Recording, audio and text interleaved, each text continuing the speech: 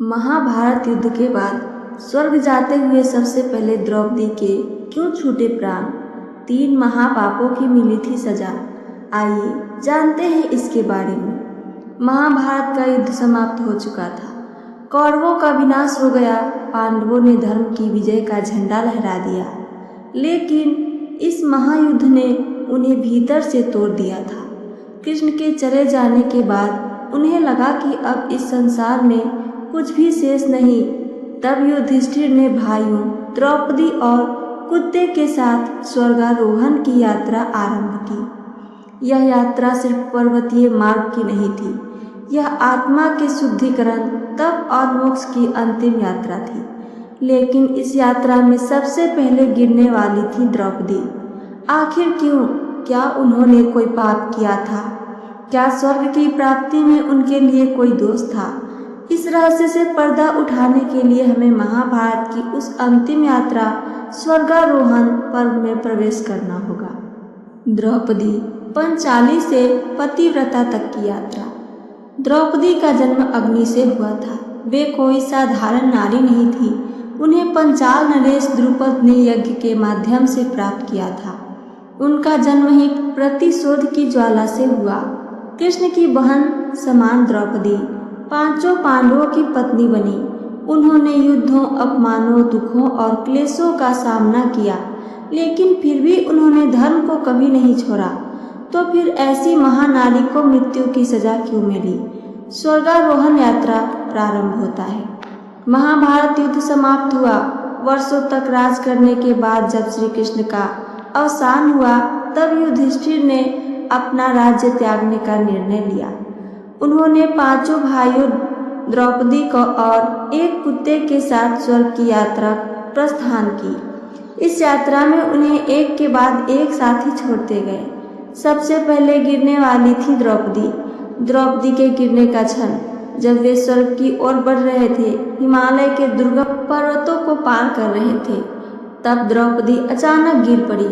भीम ने तुरंत युधिष्ठिर से पूछा, भ्राता, द्रौपदी क्यों गिरी? ये तो महान तपस्विनी थी, सती थी, धर्मनिष्ठ थी, फिर इन्हें मृत्यु क्यों आई? युधिष्ठिर ने उत्तर दिया, भीम, द्रौपदी की आत्मा महान थी, परंतु उसके भीतर एक विकार छिपा था। वह अर्जुन को अपने अन्य पतियों से अधिक प्रेम करती थी। यह मोह ही उनका पतन बना। पहला महापाप, पक्षपातपूर्ण प्रेम। द्रौपदी ने 5 पांडवों से विवाह किया था। उन्होंने धर्म से बंधकर एक विशेष नियम बनाया था। हर वर्ष एक भाई के साथ वे रहेंगी, उस वर्ष अन्य भाई उनसे दूर रहेंगे। लेकिन युधिष्ठिर कहते हैं कि द्रौपदी के मन में अर्जुन के लिए विशेष प्रेम था।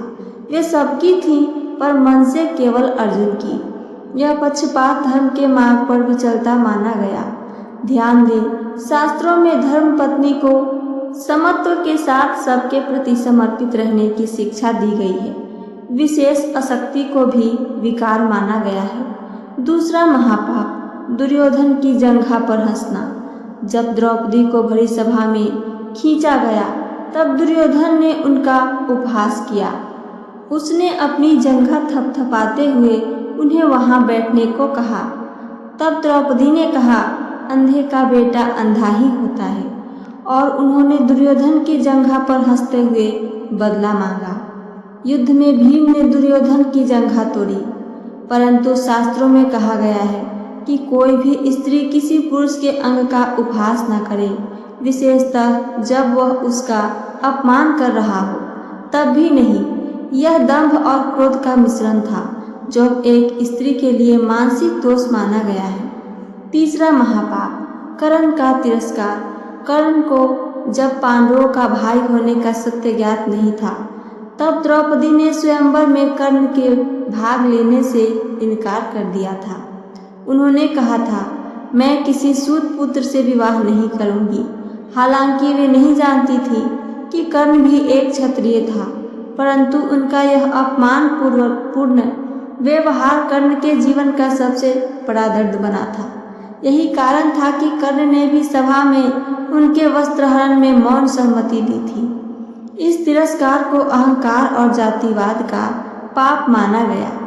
युधिष्ठिर ने क्यों नहीं रोका? आप सोच सकते हैं कि युधिष्ठिर ने द्रौपदी को मरने से क्यों नहीं रोका, क्योंकि यह यात्रा आत्मा की थी, शरीर की नहीं। हर गिरता हुआ व्यक्ति अपने कर्मों के कारण गिर रहा था। युधिष्ठिर ने सत्य के माध्यम से हर कारण बताया। क्या द्रौपदी स्वर्ग गई थी? हाँ, द्रौपदी की आत्मा स्वर्ग गई थी, परंतु शुद्ध आत्मा के रूप में। उनका यह गिरना कोई नर्कगमन नहीं था, बल्कि पश्चाताप और आत्ममंथन का प्रतीक था। द्रौपदी का चरित्र क्या वास्तव में दोष था? यह एक प्रश्न है। क्या द्रौपदी सच में दोषी थी, या यह पुरुष प्रधान शास्त्रों की दृष्टि थी? कुछ विद्वान मानते हैं कि प्रतीकात्मक व्याख्या है, जहाँ द्रौपदी का गिरना उस युग की सीमाओं को दर्शाता है। फिर भी धर्म के मार्ग पर चलने वाला व्यक्ति पूर्ण समत्व, दया और अहंकारहीन होना चाहिए। यही संदेश है। पांडवों का क्रमशः पतन। द्रौपदी के बाद सहदेव, नकुल, अर्जुन और भीम भी गिरते हैं। हर बार युधिष्ठिर बताते हैं कि किसी में गर्व था, किसी में मोह, किसी में क्रोध, और यही उनके पतन का कारण बना। अंत में केवल युधिष्ठिर ही स्वर्ग तक जीवित पहुंचते हैं, क्योंकि वे धर्म के पूर्ण प्रतीक थे। आज के लिए क्या सीख है? पश्चाताप भी पाप है, चाहे वह प्रेम में ही क्यों न हो। अहंकार, जातिवाद और क्रोध आत्मा को नीचे गिराते हैं। धर्म का मार्ग कठिन है, परंतु सत्य है। मुक्ति केवल अच्छे कर्मों से नहीं मिलती, बल्कि शुद्ध मन से, शुद्ध आत्मा रखने से मिलती है। द्रौपदी शक्ति, प्रेम और पीड़ा की मूर्ति। द्रौपदी केवल एक पात्र नहीं थी, वे शक्ति, प्रतिशोध, प्रेम, त्याग और अपमान की जीवित मूर्ति थी। उनका जीवन हर स्त्री के भीतर से के संघर्ष को दर्शाता है। इन सब का उपसंहार आइए जाने। महाभारत की यह कथा हमें यह सिखलाती है, हर आत्मा को अपने कर्मों का फल भोगना ही होता है, चाहे वह महाभारत की सबसे तेजस्विनी नारी द्रौपदी ही क्यों न हो। स्वर्ग तक की यात्रा में भी धर्म ही अंतिम पथ है। तो ये थी मेरी आज की कथा और इससे जुड़ी जानकारी। मेरी कथा और जानकारी आप सबको पसंद आई हो तो चैनल को सब्सक्राइब करके वीडियो को लाइक करना ना भूलें। साथ साथ अपना एक प्यारा सा कमेंट करके हमें ज़रूर बताइए। सुनने के लिए धन्यवाद। जय श्री कृष्ण। राधे राधे।